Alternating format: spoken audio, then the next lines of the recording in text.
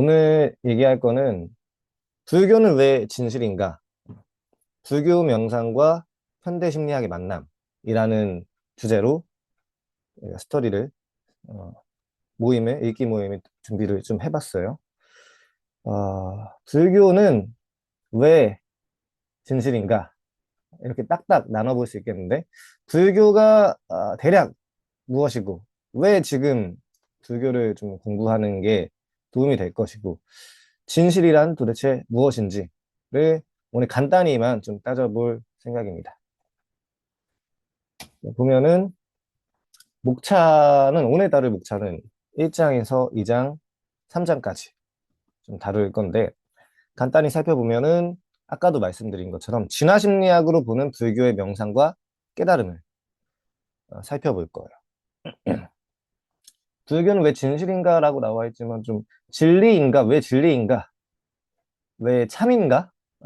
라는 걸 좀 is true 라는 걸 좀 다뤄보는 거라고 좀 생각해 볼 수 있겠죠. 저자인 로버트 라이트는 꽤 유명한 진화심리학자예요. 이 바닥에서 좀 유명한 진화심리학자고 어, 어, 어떤 도덕적 인간이란 도대체 어떻게 진화한 건지, 종교적인 인간이란 어떻게 진화한 건지에 대해서 진화심리학적으로 여기 제가 쓴 것처럼 도덕적 동물 진화심리학으로 들여다본 인간 본성. 이거 한국어로도 번역이 되어 있거든요. 관심 있으시면은 찾아서 보셔도 되는데, 이런 책들이나 이런 연구들을 좀 많이 하고 예의대에서도 강의를 했을 정도로 제가 항보한 글에서도 보셨을 거예요. 예의대에서 강의한 영상들이 한국어로 번역된 목록이 출판사 차원에서 제공이 되어 있어요. 혹시나 그걸 좀 보셔도 많은 도움이 되지 않을까 싶습니다. 설명 되게 잘하시거든요. 차분하게. 그래서 이런 진화심리학의 관점에서 빨간 약을 한번 먹어보자. 레드필이라고 하죠. 우리가 환영에서 머물러 있는 그런 상태가 매트릭스의 상태라면 그거 어떻게 조금 벗어나서 우리를 조금 더 잘 조절할 수 있을까? 이거 좀 다뤄보도록 하고, 2장에서는 명상의 역사. 명상이란 도대체 좀 무엇인지 아주 간단하게만 좀 얘기를 할 거고, 3장, 느낌은 언제 환영이 되는가? 일루전이 되는가? 느낌이 어떤 목적으로 좀 진화를 했는가? 필링이란 도대체 어떤 느낌으로 진화했는가? 일요일에 제 스터디를 함께 하고 계신 분들이라면은, 느낌? 필링? 좀 서로 겹치는 주제라는 걸 좀 이해를 하실 수 있을 겁니다. 현대에 우리는 원시인 뇌를 그대로 갖고 있다는 문제가 있고, 그거를 그대로 가지고 진화를 했기 때문에 현대에 급격히 발전된 사회와 맞물리지 않은 측면 때문에 우리가 고통스러워하는 측면들이 많다. 그런 것들을 좀 얘기를 해보려고 합니다. 책을 본격적으로 읽기 전에 저자는 한 5가지 정도를 좀 염두에 두고 책을 읽어달라고 얘기를 하는데, 어떤 거 얘기를 하냐면, 우리는 초자연적인 거, 신비스러운 거, 형이상학적인 개념들을 다루지 않는다. 예를 들어서 가령 윤회 개념을 다루지 않는다. 과학적 측면에 부합하는 불교, 어, 그래서 종교적 요소를 덜어낸 불교를 좀 얘기를 좀 해보려고 해요. 그래서 이거를 철학적인 용어로 어떤 아이고 어떤 식으로 얘기를 하냐면은 자연주의적 태도라고 얘기를 해요. 자연주의 관점이라고 얘기를 해요. 형이상학적인 태도를 다 덜어내고 종교적 요소라거나 초월적 요소를 덜어내고 최대한 과학적인 관점에서 어떻게 그것들을 담백하게 해석할 수 있을까? 그리고 그런 과학적인 관점에 부합하는 철학적인 주장들을 어떻게 할 수 있을까? 그리고 만약에 반증되는 게 있다면 그런 철학적인 주장들을 좀 고쳐야 한다. 라고 하는 주장들을 자연주의 관점이라고 얘기를 합니다. 음. 이런 관점에서 불교를 좀 살펴볼 거고, 그리고 불교는 단일한 전통이 아니다라는 걸 좀 이해를 해볼 겁니다. 다소 과장하자면, 불교 철학의 전통이나 역사는 서양 철학사의 규모와 맞먹을 수도 있어요. 그래서 우리가 뭐 플라톤, 아리스토텔레스, 뭐 데카르트, 스피노자, 뭐 헤겔 우리가 다 공부하려는 게 아니잖아요. 다 공부할 수가 없잖아요, 지금. 그래서 주요한 불교 전통에서 공통되는 그런 근본 사상을 좀 다뤄보려고 합니다. 주로 초기 불교를 이 사람은 좀 얘기를 많이 하는 것 같아요. 부다가 살아있었을 당시에. 그렇지만 그것들의 세세한 부분까지 파고들지는 않을 생각입니다. 불교 심리학과 철학의 세세한 부분까지 파고들지는 않을 테니까 안심하셔도 좋고. 그런데 책 제목의 진실이란 무엇이냐? 일부 불교 초기 문헌에서 진실이 과연 존재하는지 의문을 좀 제기한단 말이죠. 그렇다면 진실이라는 게 과연 있는 건지, 불교 철학을 얘기할 때, 불교 심리학에 대해서 얘기할 때, 진실이라는 걸 얘기할 수 있을지 좀 의문이 들 수 있지만, 사성제를 한번 좀 떠올려 보라고 얘기를 하죠. 사성제는, 조만간 공부를 할 예정이겠지만, 네 가지 성스러운 진리라는 뜻이에요. 우리가 왜 고통스러워하고, 그거를 해결하기 위해서는 어떤 게 필요한지, 그것들에 대해서 석가모니가 얘기를 한 네 가지 성스러운 진리가 있죠. 고집멸도라고 하죠. 쉽게 말해서. 그런 걸 보면은 어떤 성스러운 진리가 있다라고 얘기를 한 거 보면은 어떤 진실이란 워딩을 좀 쓸 수 있지 않을까? 그런 얘기를 저자가 좀 합니다. 그리고 마지막으로 불교에 관해서 여러분들께서 배운 내용을 더 훌륭한 불교인이 되는데 사용하기보다 지금보다 더 나은, 조금 더 나은 당신 자신이 되는데 사용하십시오. 라는 달라이 라마의 말을 저자가 인용을 하면서 이 책은 불교인이 되는 법을 가르치려는 책이 아니다. 종교가 있든 없든 아까 뭐 기독교 배경이었던 사람도 이었던 분도 있다고 말씀하셨지만 종교가 있든 없든 어떤 신을 믿든 믿지 않든 지금보다 조금 더 명료하게 생각하고 조금 덜 괴로워지는데 도움이 될 수 있는 사유의 방식을 나누고자 합니다. 붓다도 뭐 어떤 특정 불교를 강조한다기보다는 그냥 본인이 살아오면서 경험적으로 체득한 심리적인 법칙, 심리적인 통찰을 제자들과 나누려고 했었던 거죠. 그랬던 것처럼 그냥 어떤 특정 뭐 종교적인 입장을 공부한다기보다도 그런 종교적인 입장에서 파생된 심리적인 법칙, 어, 마음을 좀 잘 다스리는 법을 좀 이해를 한다고 생각해 보시면 좀 좋지 않을까. 그런 생각을 가지고 이번 모임에 좀 접해도 좀 좋을 것 같습니다. 그래서 1장의 내용을 좀 보면은 빨간 약을 먹다라는 제목으로 나와 있죠. 이 제목의 뜻이 아시는 분들은 매트릭스를 떠올려 볼 수 있을 거예요. 매트릭스라고 하면 어떤 가상의 세계, 알고 보니 내가 가상의 세계에 있었고, 그것들에서 깨어날 수 있는 게 뭐냐? 빨간 약, 그러니까 파란 약 중에서 빨간 약이다. 이런 식으로 좀 얘기를 하는 아주 간단하게만 요약을 하자면 굉장히 철학적인 영화고 뭐 매트릭스로 철학하다라고 하는 책이 있을 정도로 굉장히 얘기를 할 만한 구석들이 되게 많지만 간단하게 요약하자면 이런 내용이죠. 음. 근데 이런 매트릭스를 이 워쇼스키 형제가 만들었거든요. 지금 그때는 형제였지만 시간이 지나면서 워쇼스키 남매가 됐고 지금은 아마 워쇼스키 자매가 된 걸로 알고 있어요. 근데 이런 워쇼스키 형제였던 사람들이 키아누 리브스한테 주연 배우죠. 연기를 위해서 책 좀 읽어보지 않을래? 이 네오라는 역할에 좀 몰입하기 위해서 책 좀 읽어봐라. 라고 3권 정도 권했다고 해요. 그 중에 한 권이 도덕적 동물 진화심리학으로 들여다본 인간 본성이라고 하는 저자의 진화심리학 책이다. 어, 왜 이 책을 추천했냐? 처음에는 저자도 조금 의아했지만 매트릭스를 보고 천천히 좀 곱씹으면서 이런 생각을 하게 됐대요. 아, 내 책의 핵심은 이런 내용이다. 진화심리학은 이런 내용을 좀 해설한다는 건데, 진화심리학은 인간의 뇌가 인간을 잘못 이끌고, 심지어 노예 상태에 빠지도록 자연 선택에 의해 만들어진 방식을 탐구하는 학문이다. 음.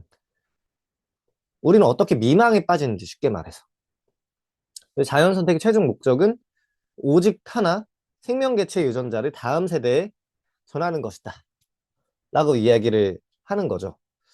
어떻게 보면 좀 이해가 되죠. 아, 우리가 어떻게 미망에 빠져 있고 가상세계에 빠져 있고 환영에 빠져 있는지, 일루전에 빠져 있는지를 잘 밝혀내는 책이 밝혀내는 학문이 진화심리학이라면 그런 것에 대한 학문을 좀 그런 것에 대한 잘 해설하는 책을 이 매트릭스의 키아누 리브스한테 전달한 이유가 좀 뭔가 추정이 되겠죠.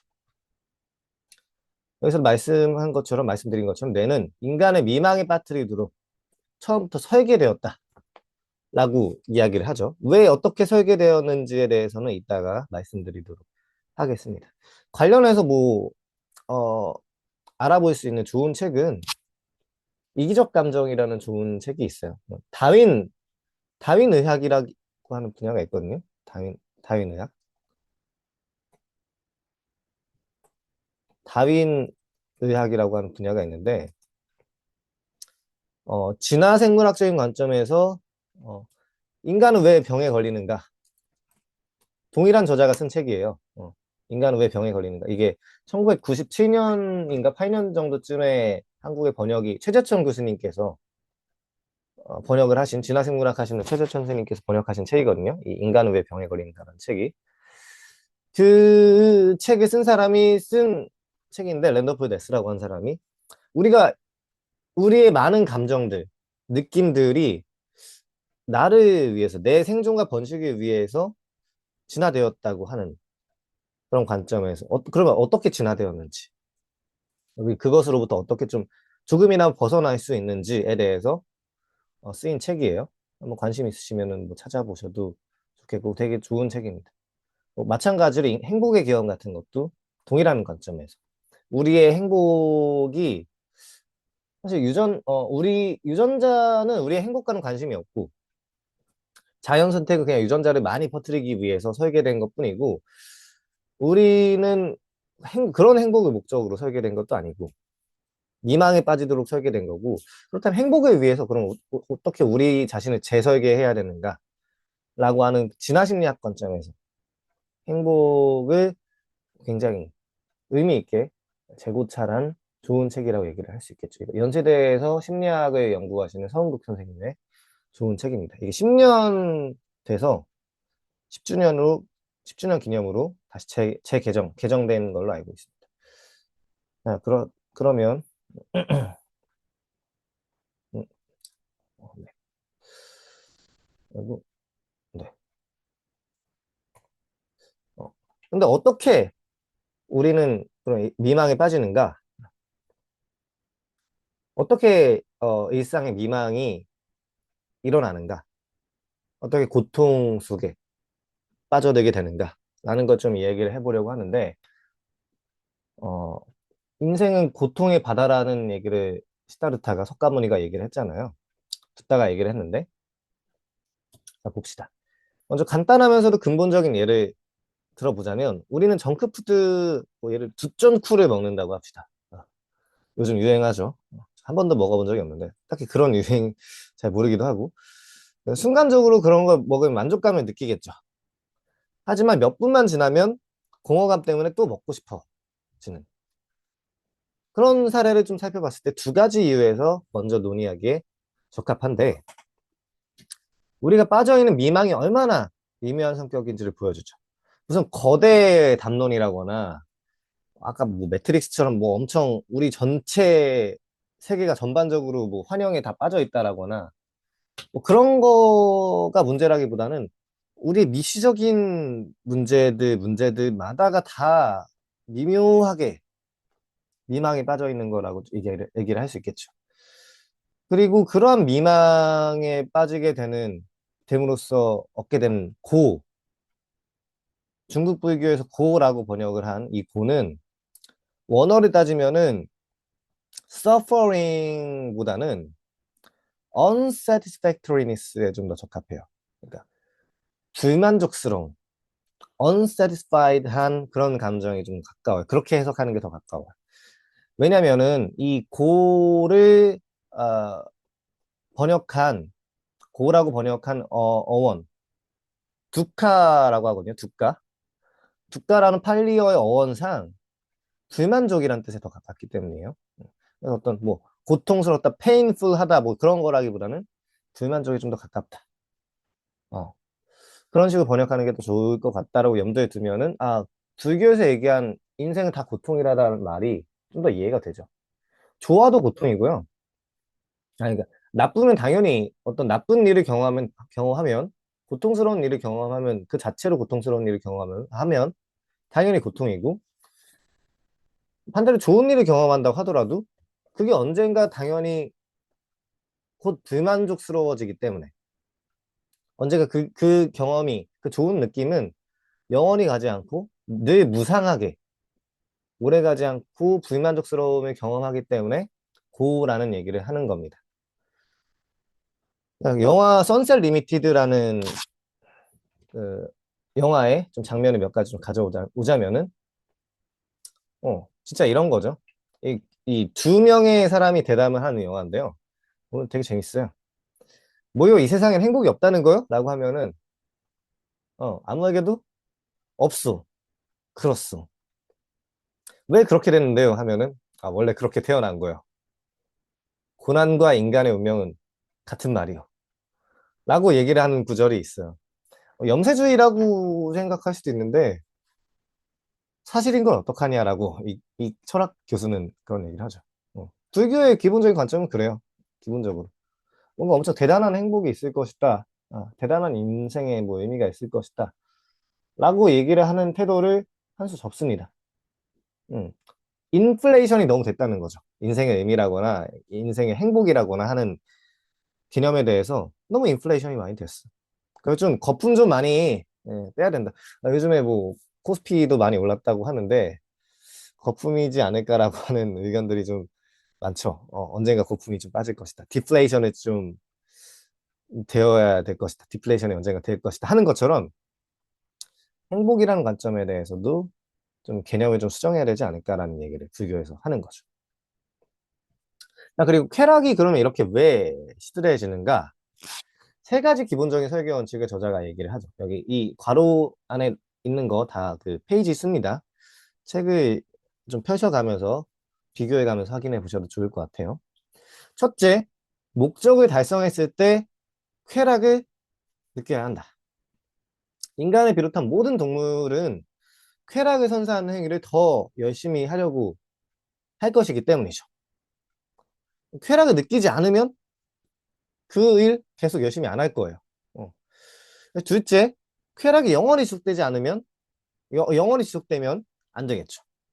왜냐하면 쾌락이 일시적이지 않고 끝없이 지속된다면 그냥 지금 기분 좋은 상태로 계속 아무것도 안 하고 쭉 있을 테니까. 다시는 그 행위를 하지 않겠죠. 셋째, 쾌락이 곧 시들해진다는 사실을 명확하게 인식할 수 있으면 안 돼요. 우리에게 그 환영을 많이 세게 보여줘야 된단 말이에요. 판타지를 세게 보여줘야 돼. 목적 달성에 쾌락이 따른다는 사실을 더 크게 인식해야 돼. 그래야 만약 쾌락이 시들해질 뿐만 아니라 이내 더 큰 쾌락을 갈망하게 될 뿐이지 라는 사실을 쾌락 경험 자체보다 더 크게 인식한다면 열렬한 쾌락 추구가 뭔 소용이지? 라는 그런 현타가 계속 온 상태에서 삶을 뭐 그렇게 활력 있게 보내지 않게 되겠죠. 뭐 그냥 철학자나 되고 말지. 이런 식으로 좀 생각을 하게 되겠죠. 마찬가지로 원숭이 도파민 연구가 있어요. 아까 이런 케이크를 먹고 금방 쾌락이 시들해지는 이유를 좀 살펴보자면은 원숭이 도파민 연구가 있는데 책에 한 20, 20쪽에 나오죠. 과학자들은 쾌락을 기대하고 경험할 때 분비되는 신경 전달 물질인 도파민을 관찰함으로써 이 원리를 생화학적 차원에서 확인했다. 이 원숭이 가지고 도파민 연구를 한 건데, 한 연구에서 달콤한 주스 방울을 원숭이 혀에 떨어뜨렸을 때, 도파민 분비와 관련된 뉴런을 관찰을 해본 거예요. 제가 직접 이거 논문의 그림을, 피규어를 좀 찾아가지고 여기다가 인용을 한 건데, 예상대로 주스가 혀에 닿자마자 도파민이 분비됐죠. 그게 A의 상황이에요. 리워드가 제시가 되고, 여기 보상이 제시가 되고, 도파민이 딱 분비가 된 거예요. 이 차오른 게, 튀어오르는 게 도파민이라고 생각하시면 돼요. 그런데, 다음에는 불이 켜짐과 동시에 주스 방울을 원숭이 혀에 떨어뜨렸어요. 그래서 불이 켜지면, 주스 방울이 혀에 닿는다라는 것을 원숭이들이 예상하도록 훈련시킨 거죠. 딱 이 시점에서. 이 A에서는, A라고 하죠. 맨 위에서는 아직 훈련이 되지 않은 상태죠. 근데 이쯤에서는 훈련이 어느 정도 된 상태예요. 그래서, 어, 딱 그때 불이 켜짐과 동시에 약간 고전적 조건화를 한 거예요. 파블로프의 개처럼. 파블로프의 개처럼 조건화를 한 건데, 여기 이 주스가 혀에 떨어지기 전에도, 혀에 떨어질 때마다 불이 켜졌어요. 그럼 불이 켜지기만 해도 이제 도파민이 많이 분비가 되는 거죠.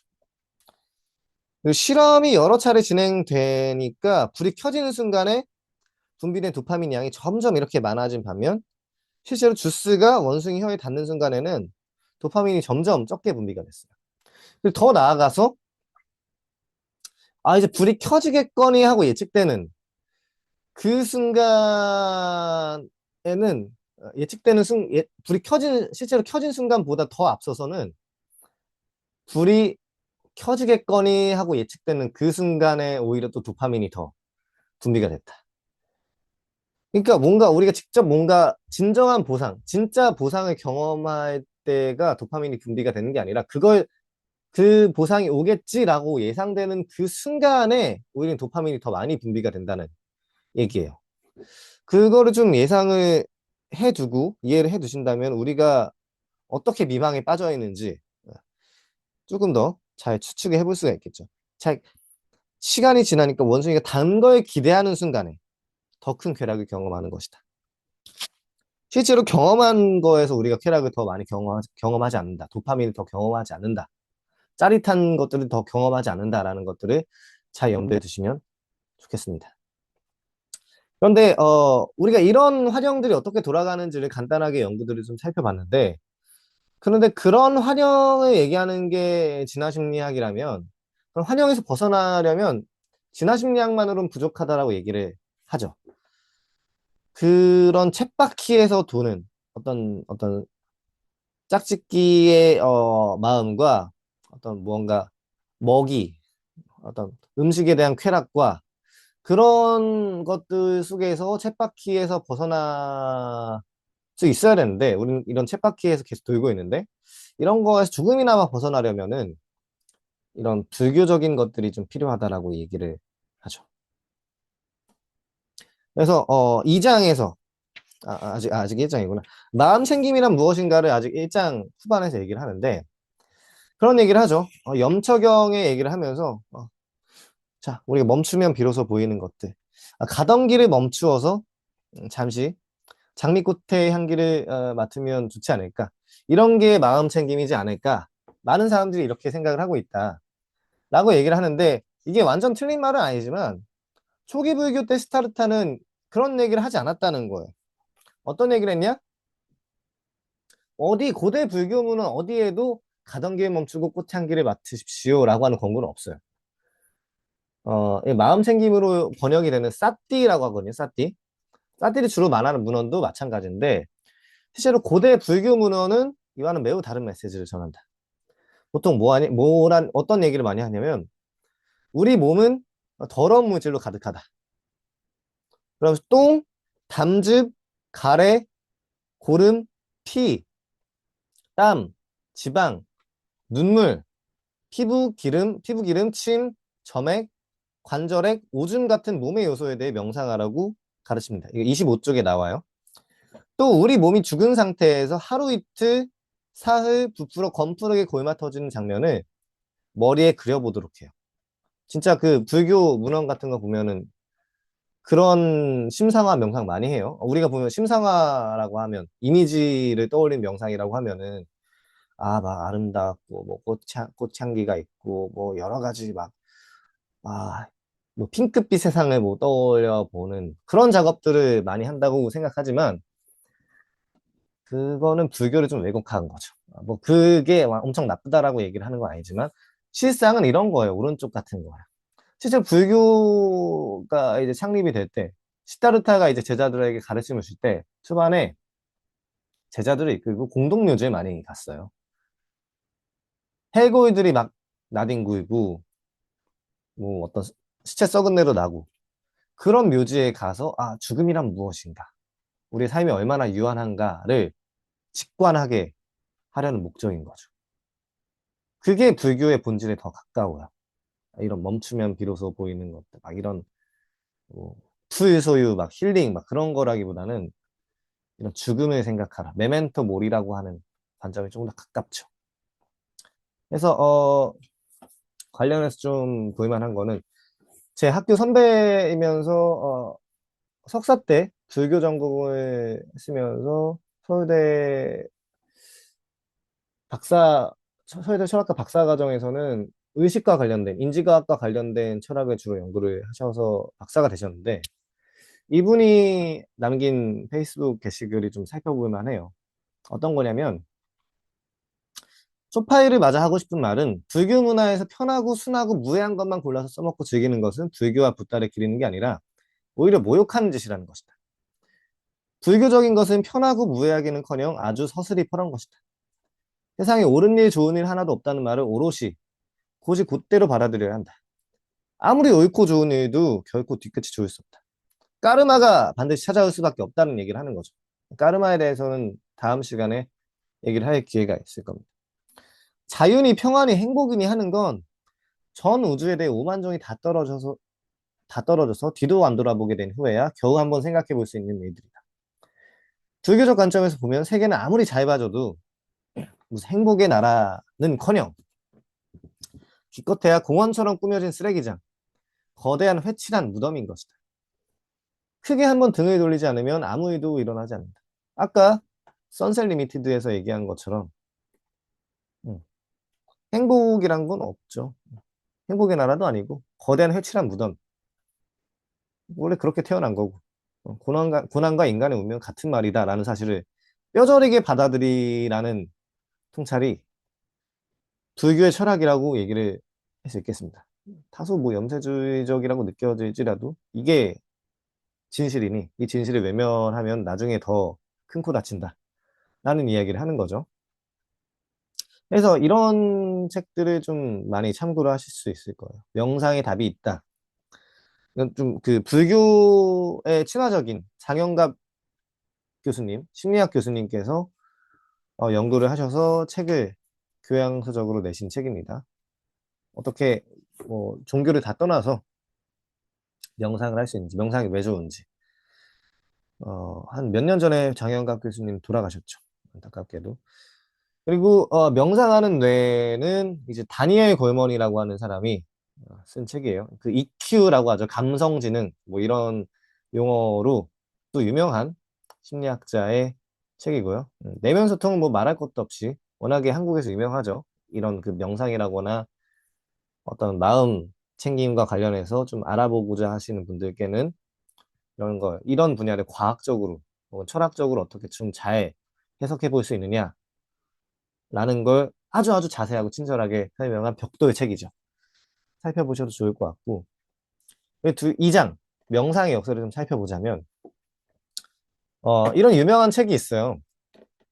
나는 재즈광, 히피, 마약 중독자, 그리고 경계성 인격장애 환자였다. 라고 한 책이 있는데, 원제는 The Buddha and the Borderline. 부처와 경계성 성격장애. 경계성, 이런 거죠.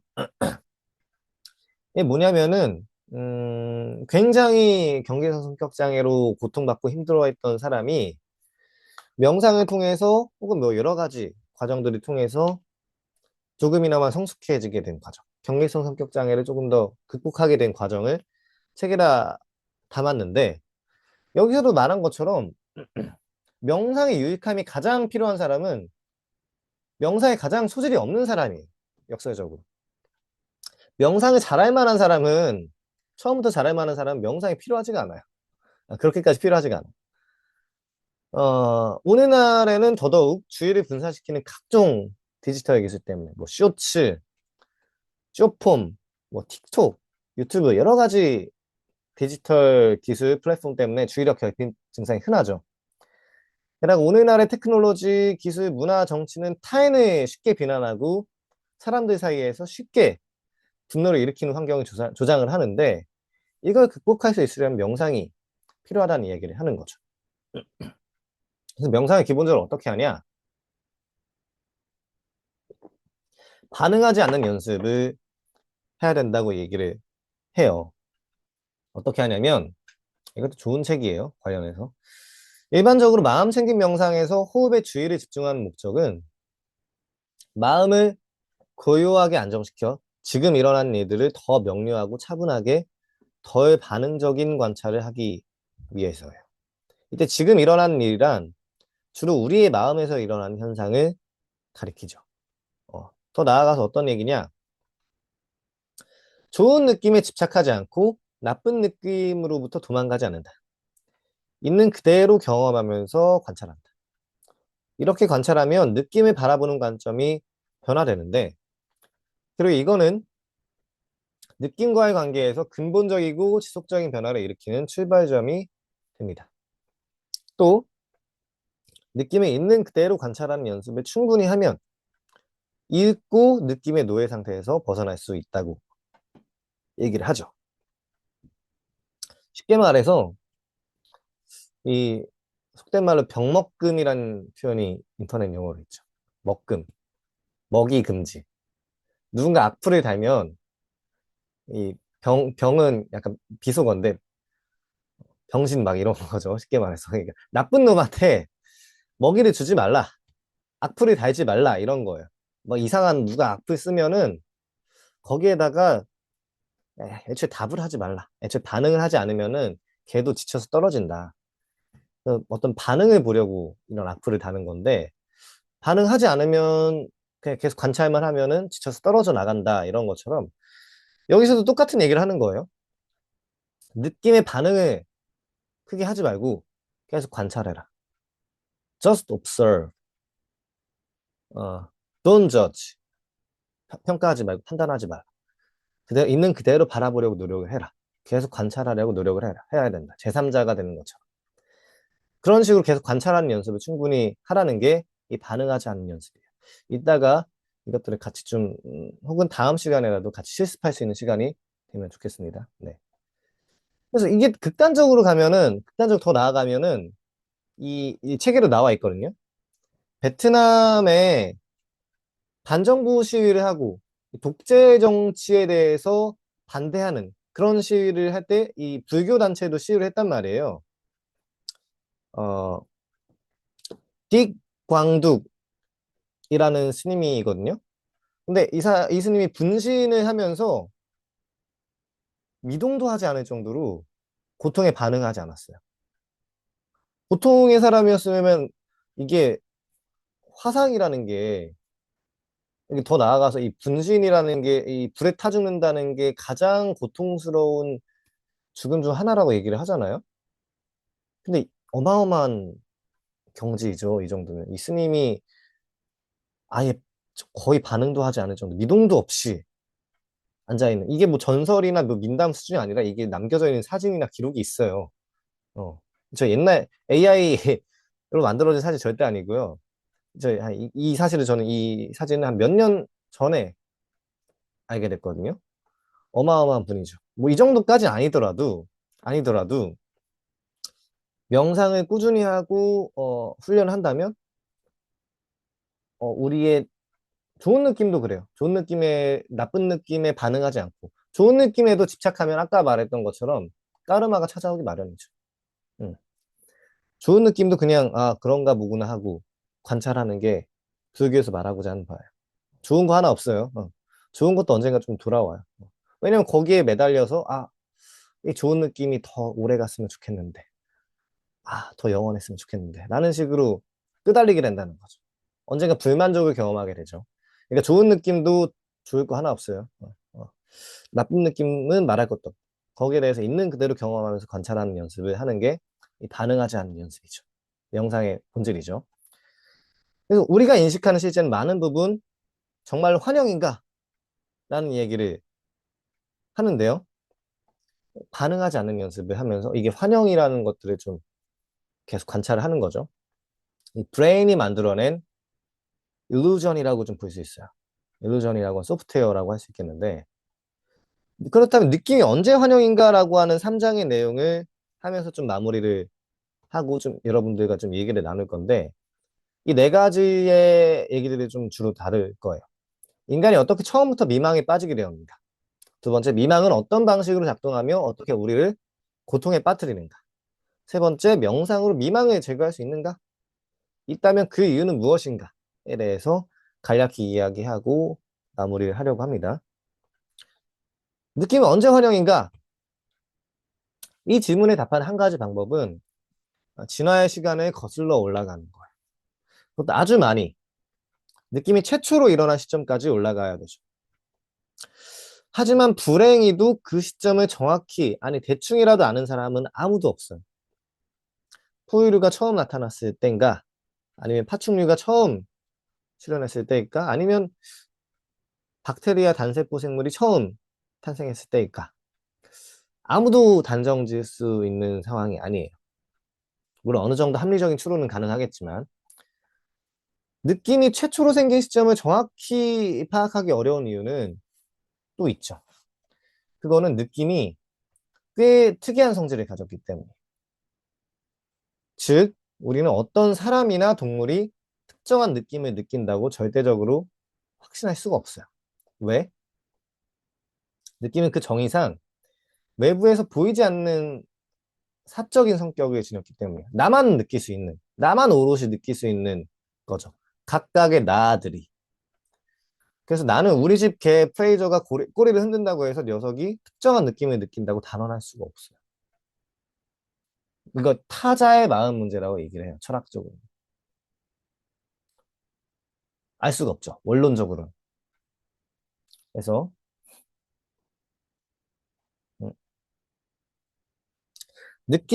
그럼 느낌의 목적은 우리가 진화심리학적인 목적에서 볼 때, 진화심리학적인 해석에서 볼 때 느낌을 어떻게 해석할 수 있느냐? 느낌의 이유가 뭐냐? 느낌은 주변 사물에 관한 판단을 부호화, 인코딩해서 잘 기억해 두는 것을 목적으로 해요. 이 리처드 도킨스의 이기적 유전자에 이런 구절이 있어요. 딱 이 내용이라고 생각하시면 돼요. 행동주의적으로 강화하고 처벌을 한다. 여기 달콤한 것, 오르가즘, 따스한 기후, 방실거리는 아이 등 보상이라고 불릴 만한 것들의 목록이 있죠. 그리고 여러 가지 고통, 구역질, 공복, 울고 있는 아이 등 불쾌한 것들의 목록이 있어요. 만약에 여러분들이 무엇인가를 한 뒤에 불쾌한 것 중에 하나가 발생하면 다시는 그것을 하지 마라. 그러나 좋은 것 중에 하나가 생기면 그걸 반복해라. 라고 하는 방식으로 우리의 유전자가 프로그래밍 되어 있다는 거죠. 이게 느낌의 목적이에요. 이 느낌의 목적을 아주 간명하게 잘 담은 구절이라고 생각하시면 되겠어요. 이거에 대해서 재미나게 나와 있는 짤이 있는데 어떤 거냐? 행동주의에 대해서 좀 설명을 한 짤이에요. Oshikuru Demon Samurai. And it's not a cartoon, it's anime. Anime. You know, I knew a girl in high school named Anime. Anna Mae Fletcher. She was born with one nostril. Then she had this bad nose job and basically wound up with 3.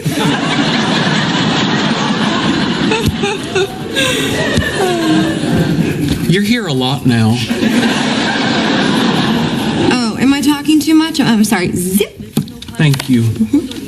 Chocolate? Yes, please.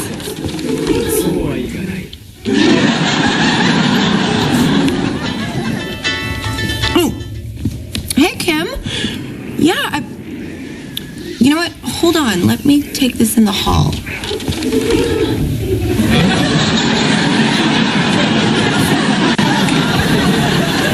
You'll never guess who they got to replace him with. Okay. I know what you're doing. Really? Yes. You're using chocolates as positive reinforcement for what you consider correct behavior. Very good. Chocolate? No, I don't want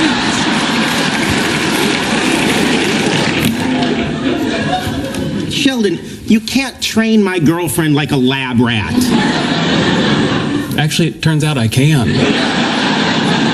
Well, you shouldn't. There's just no pleasing you, is there, Leonard? You weren't happy with my previous approach to dealing with her, so I decided to employ operant conditioning techniques, building on the works of Thorndike and B.F. Skinner. Yet by this time next week, I believe I can have her jumping out of a pool, balancing a beach ball on her nose.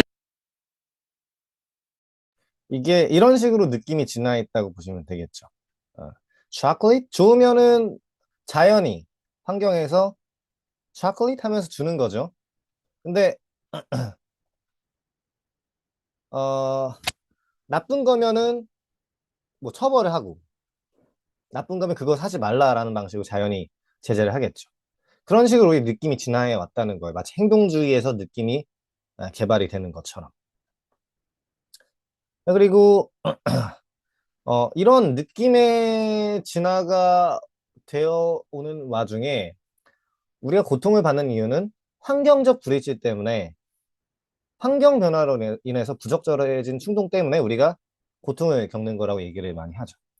비만의 진화 같은 책도 보면은 우리가 비만을 겪는 이유는 원래 우리는 이렇게 많이 먹는 놈이 아니었는데 우리가 풍족해지고 먹이라거나 그 자원과 음식이 풍족해지면서 자원을 잘 비축해두는 성질이 우리의 몸에 있었는데 그게 부조화스럽게 맞물리기 때문에 우리가 비만을 잘 겪는 것이다. 이런 얘기를 하는 거고, 아까 말씀드린 인간은 왜 병에 걸리는가라는 책에서도 환경적 불일치에 대해서 잘 나와 있죠. 자, 조금 자세하게 얘기를 하자면은 우리가 옛날에는 석기시대 때는 맹수를 많이 마주할 일이 많았겠죠. 호랑이라거나 이런 멧돼지를 바라보면은 fight or flight라고 해요. 싸우거나 도망치거나. 보통 이런 맹수들을 보면은 도망치는 게 상책이겠죠. fight or flight라는 상태는 그러면 우리 몸이 굉장히 긴장하게 되고 우리 몸의 에너지를 다 육체로, 신체적인 에너지를 다 끌어낼 수 있어야 되는 급박한 상황이라고 할 수 있어요. 그래서 이런 상황에서는 fight or flight response라고 하는데 이런 상황에서는 터널 비전이 되고 아주 시야가 좁아지게 되고요. 들리는 것도 적게 되고 잘 안 들리게 되고 숨 쉬는 것도 호흡도 굉장히 빨라지게 되고요. 여러 가지 근육의 긴장도도 높아지게 되고 슬로우 다이제스션, 그 소화기의 작용이 굉장히 천천히 돌아가게 되고 면역계도 굉장히 기능이 저하되게 돼요. 왜? 왜 이런 식으로 다 되냐? 온 에너지를 다 근육에다 써서 빠르게 도망가거나 아주 강력하게 싸워야 되기 때문에 뭔가를 다른 기관에 대해서 에너지를 투자할 그런 가치가 안 된다. 그런 그 가성비가 안 된다라는 이유로 여기다가 다 때려 박는 거죠, 에너지들을. 그럼으로 인해서 우리는 그래서 우리가 면역계가 떨어지는 거예요. 우리가 많이 긴장하거나 뭔가 스트레스를 많이 받거나 하는 일들이 생겼을 때 면역계가 떨어지거나 소화가 안 된다는 이유가 그런 거죠. 긴장할 때 소화 안 되잖아요. 이런 이유예요. 근데 현대에도 이런 원시인들을 그대로 갖고 있다는 게 문제죠. 환경적 불일치가 발생하는 거예요. 우리가 이런 맹수들을 평상시에 볼 일이 거의 없잖아요. 그런데 여기에 대해서 대응하는 메커니즘이 지금 현대인들의 문제 속에 대부분 다 작용되고 있다는 거죠. 현대인들의 문제는 사실상 이 반대로 대응해야 되는 거거든요. 우리가 문제를 풀 때 혹은 뭔가 면접을 할 때 엄청 긴장한 상태에서, 근육이 긴장한 상태에서 싸우고 도망가거나 이런 몸 상태가 돼서는 안 되잖아요. 사실 그 반대로 릴렉스가 되어야 되잖아요. 그 반대로 대응해야 되는데 이런 환경적 불이치 때문에 고통을 겪는 거죠. 그래서 이런 근육이 긴장되거나 소화가 안 되거나 면역계가 떨어지거나 하는 상황을 어, 방지해야 되는 거죠. 릴렉스하고 fight or flight 리스폰스를 좀 내려놓고 호흡을 하고 명상함으로써 관찰을 함으로써 너무 텐션이 좀 끼어져 있네 라는 거를 좀 관찰하고 느끼고 최대한 가라앉히는 거죠. 그래서 이런 진실인 느낌과 거짓인 느낌을 구분하는 법 두 가지가 있는데 어떻게 구분하냐? 아까 말한 그 환경적 불이치에서 나오는 거짓인 느낌과 반대로 진실인 느낌은 어떤 거냐? 실제로 좋게 느껴지기도 하고 실제로 나에게 이로운 행동을 하게 만든 느낌은 진실이라고 얘기를 할 수 있겠고, 좋게 느껴짐에도 실제로 이롭지 못한 행동을 만든 느낌은 거짓이라고 할 수 있겠죠. 실제로 이롭지가 못해요.